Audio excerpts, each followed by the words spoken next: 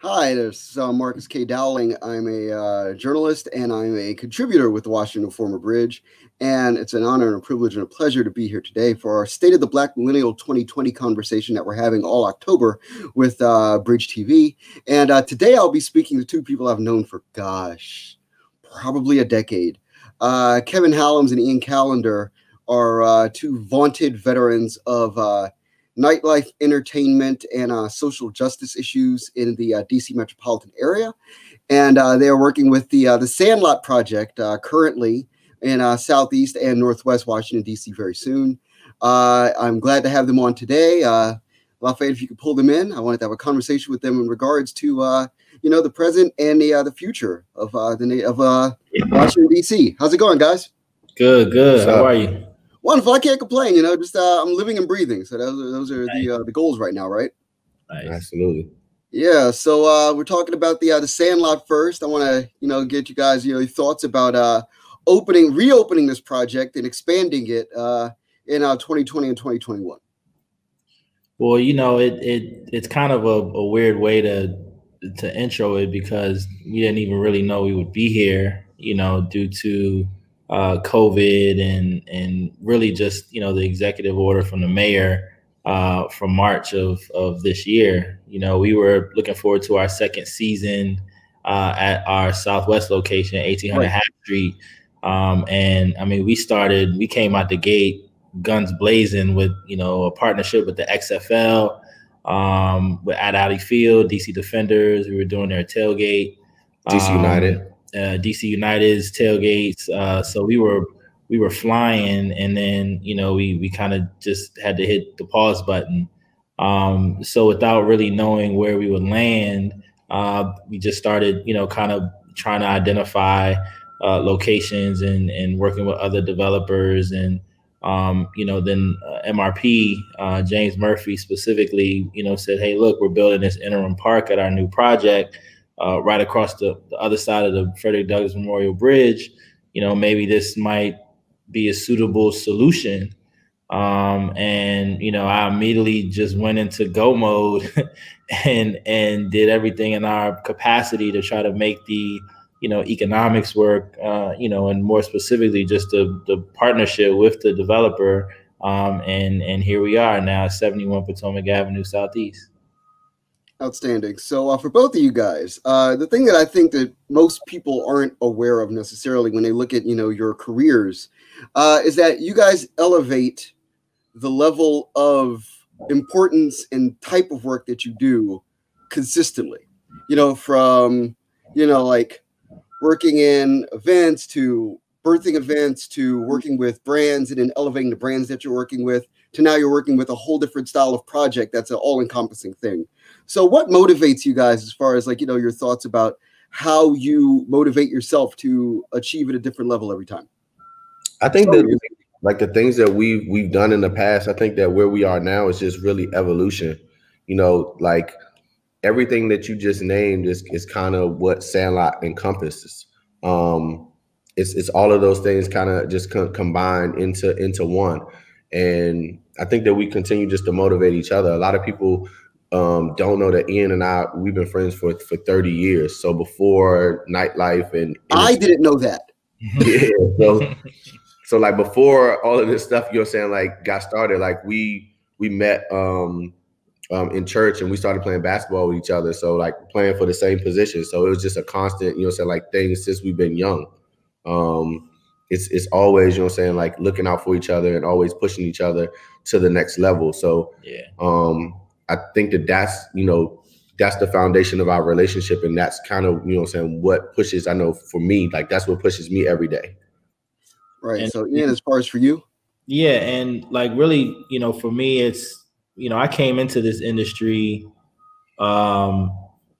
sideways, everybody, was going right. And I was, I went left. I'm the sneakerhead, right? I'm the guy that back then, people used to laugh at me, because of, my style or me standing in line hours and hours at a day or just overnight for some sneakers and, collecting rare items, but then utilizing that platform, which was my hobby, and turning that into a business and then that business, you know, paying off with different corporate partners and folks that saw the vision then. And, you know, especially now with sneakers, you kind of see how that industry has, you know, blossomed and is booming right now. But, you know, I've took that kind of access that I had back then and just converted it into, you know, creating these physical spaces that can live, you know, beyond my lifespan or beyond a trend that, you know, the sneaker culture once was. So I do look at it as trying to, you know, elevate from the previous, even if it does, you know, impact a specific neighborhood. You know, a lot of our projects, they're never really in the same neighborhood. They're always in a different neighborhood that needs this type of energy and engagement. And that's really our focus. Right. So the value then to millennial culture and the culture that we all work within, and looking at that within DC, and kind of like now you've moved from being a person who's like a consumer to a provider. So what are things that you're thinking about when you think about things that especially Black millennials in DC moving out of COVID are going to need, and how do you plan on providing those things? Do you put any thought to that? Yeah, I think it's a sense of comfort. You know, like, you know, familiarity is what we're used to. And, you know, due to COVID, we've been experiencing unfamiliar times. So what, you know, we try to do is to bring a sense of familiarity to the equation and, you know, a sense of hope. I mean, we all need that type of, you know, I guess, guidance. And not just here at Sandlot, but, you know, in all of, you know, our other projects previous with Diet and some of the other, you know, stuff that I've done in the past as well. It's always had a sense of community. So we know that that's, you know, the one solution that is rock solid and doesn't really, you know, require much, you know, added or additives. You know, it's right. True, genuine, authentic people, you know, specifically those that are from DC. You know, everyone's experiencing the gentrification conversation. So what we try to do is to, you know, kind of hone in on that and say, well, here's a solution. You know what I mean? Here's a potential, you know, experience that you can have that'll make you, you know, feel like home. Right. So Scooty, you're my favorite party host. If I had a party that was happening, it'd be you and it'd be Walter from Adobo together hosting a party. So thoughts then to like welcoming people into space, and especially people who are like, you know, in DC moving forward, like thoughts about that, like, because you haven't hosted a party probably in, God, almost a year. So thoughts about that and being able to like, according to you, and had a couple of porch parties, 2 and 3 since COVID started. Yeah. You know, I really don't put too much thought into like the whole like hosting thing. You know what I mean? Like, I think that it's a title that most people give me, but like for me, like it's just natural. Like I'm just a people person. You know, I love good energy. I believe heavily in balance. So if I wake up every day with a positive attitude and I can continue to like to bring that type of energy, you know what I'm saying, like into the world, like then my job is done. And really, like that's what it is. It's not even really like hosting, it's not greeting, it's not nothing. It's just, yo, like I just want to give off just good energy. Mm-hmm. And that's what any and every project that I do, or even when, you know, I'm not working, you know, just me walking down the street every day. Like I don't think that, you know, that you could ever find a time where I'm not like happy or excited about something, you know. Even if my life is going to shit, like I can still find, you know what I'm saying, like the silver line. I can still find, you know, that one thing that's going well. And I use that energy, you know what I'm saying, like to continue to drive me every day. So, you know, if you're a person that shows up to anywhere that I'm at, whether it's Sandlot or wherever, you know, like that's what you should expect. Right. So I also wanted to ask you guys about the nature of being a Black creative in DC. DC, as you know, is it's an economic hotbed, which makes it wonderful for business, but it makes it hard for living. So especially as a creative, somebody who wants to, like, you know, make money from the thing that they do creatively outside of working in a traditional work environment. And we all do that. So I wanted your thoughts about what it requires to do that, because I think a lot of people who are, you know, younger than we are look at us like, okay, I want to get to that point. So what does that require, do you feel? Just being genuine to yourself. I mean, it is very taxing. It's extremely taxing to be a Black creative in Washington, D.C. proper, especially if you're a native. You know, just jumping back, like, you know, this is a transient city. You know, a lot of transplants, people that aren't from here, and they, you know, come into our city and basically just take advantage of our resources or just things that are available and accessible to us natives. But, you know, one of the things that I feel is of value, you know, to at least when I speak to a lot of, you know, like kids and just youth in general, or just other young entrepreneurs, is to be, you know, passionate about what you do. Don't do it for the money. Like, none of the stuff that I've done was ever for the money. Even Sandlot, like, you know, we didn't make no money on Sandlot. We balanced the books. The whole point was to employ people and to pay our bills and not owe nobody no money. You know, like, we have other gigs, we have other jobs, and we have other things that we're great at, but we're not in it to be millionaires. You know, like, we're millionaires just by providing these experiences for people to take, you know, back home and you know, share with their friends. You know, to me, that's the you know, the gem that I'll try to, you know, share with other, you know, Black millennials. Right. So as far as your thoughts about the future, it's the big question everybody's worried about, wondering about. Everybody has a perspective, of opinion. Thoughts about A, the importance of voting, and B, the importance of being mentally strong either way and being able to forge forward. Voting is the most important thing right now, just period. Like, I don't even think that you have to get any deeper than that. I'm just going to be a person to say, listen, I'm not into the back and forth of, you know what I'm saying, like who you should be voting for and this, that, and the third. Like, just go out and vote. Like, let your ballot speak for itself. Like, not going to get, like I said, not going to get into the back and forth. Just make sure that you get out and vote. It's the most important thing right now, especially the world that we're living in right now, currently today. Like, if 2020 it was not enough of an example as to why we need to get out and let our voices be heard, like, I don't know what else. Yeah. Like, period. Facts. Right. And thoughts from you, Ian, about the same thing? Yeah, I mean, mentally being able to, like, focus on whatever happens, life continues.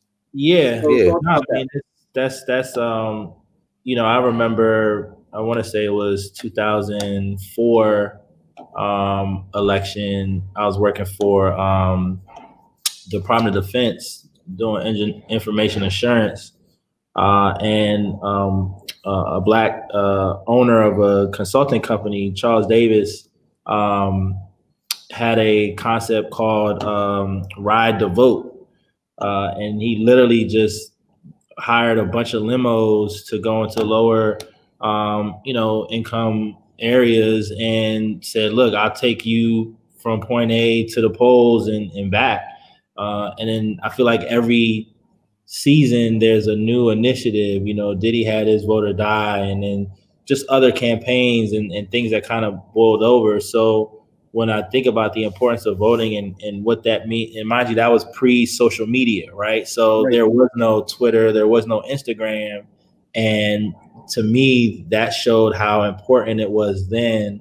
And now what I've seen with voting is it's very easy to be swayed into, you know, just seeing something digitally, and now it's considered propaganda because you might have thought one way and now it shifts the other way. So when I think about the importance of voting and really understanding, like Scooty said, the whole intent of it, it's really just, you know, when you get to that poll, it's just you. You don't have your phone. You can't look and research and try to, you know, get some you know, some cheat codes, but your ballot does speak for itself. And just by, you know, achieving that, whether it's a mail-in or voting early, you know, that's the main thing. And like you said, you know, after, you know, on November 4th, we're all going to wake up and we're all going to feel away, but, you know, life still goes on. And that's the, you know, the emotional connection that we have to be prepared for, because, you know, yes, it can go one way or it'll just go the other way, and you still got to, you know, get up and be on your grind. Right. So thanks for the conversation. I wanted to get your guys' social media handles and also how people can support what you guys are up to. So I'm at Unkle, Unkle Scooty, Scooty on everything. Twitter, Instagram, and I just got on Facebook. I don't really, yeah. I go on Facebook to check people's birthdays every day, and I just got on something else. Hold on, what's the Clubhouse? Yeah, I just got on Clubhouse. I got on Clubhouse yesterday. Tight. I need to get on Clubhouse. That's what's up. So, what about you, Ian? I'm Ian I Can. That's IANEYECAN. And that's also on everything. You know, Twitter, Facebook, Instagram, and Clubhouse. I'm on Clubhouse too, y'all. There it is. I don't really know how to work that shit, but I'm on here. Yeah, I'm figuring it out too. Cool. So what about the Sandlot as far as getting in touch with the Sandlot? Yeah, Sandlot Southeast spelled out, at Sandlot Southeast spelled out. We're, you know, online, sandlotsoutheast.com, and, you know, Yelp, Google, you know, Facebook. We're not on Twitter. We just use the hashtag. Again, just doing things differently. Not everything needs a handle. But you know, if you have a hashtag, there's always an easy, you know, that's an easily accessible way to see some content from our space. And I know you dropped a gem earlier in the interview, but, you know, Sandlot Northwest is on the way, so you'll be hearing about that shortly. Yeah, no, I love what you guys are doing. Like, you know, I've known you guys for a million years. And to see that we're all in a place where we could do this in the midst of a pandemic and still be successful is incredible. Yeah. So it's a privilege to be able to talk to you guys. And once we're able to get out and about, I will see you guys in the streets. Sounds good. Sounds good. We'll see you guys soon. Right. Much appreciated. All right, thanks, Mike. Thank you. Have a good one. All right, well, that was Unkle Scooty and Ian I Can. Two guys I've known for a long time. They're doing amazing things in the nation's capital these days. So definitely check them out at Sandlot. And also check out Washington Former Bridge, webridgedc.com. I've got a story in there this month, and, you know, we got great content. So thanks a lot, and talk to you soon.